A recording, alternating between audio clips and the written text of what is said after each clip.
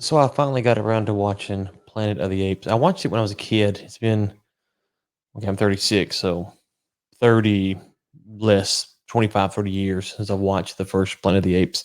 I had never seen the other ones. This is the OGs, 1968, Charlton Heston at his prime. And let me just say, fantastic. It is fantastic. I loved almost everything about this film. There are a few clunky things I'll deal with first, and that's more of the style of the film in the late 60s, early 70s.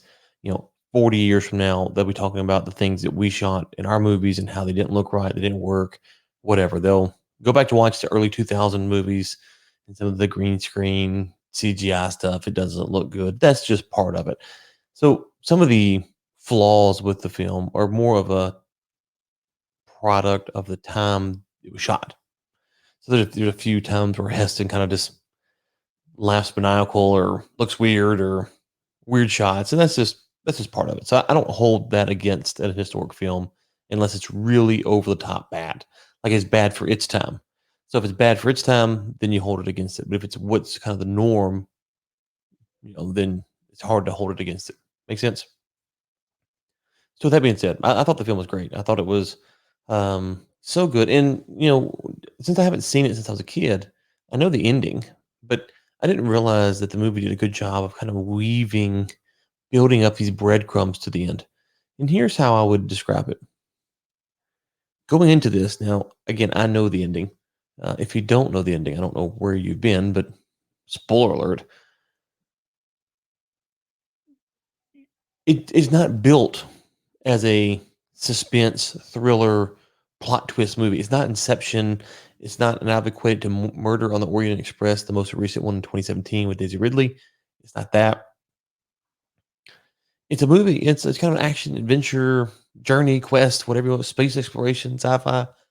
The twist at the end is unexpected, but it works, and it works with all the clues they had given you up to that point. The problem is that you don't realize those clues are pointing to that.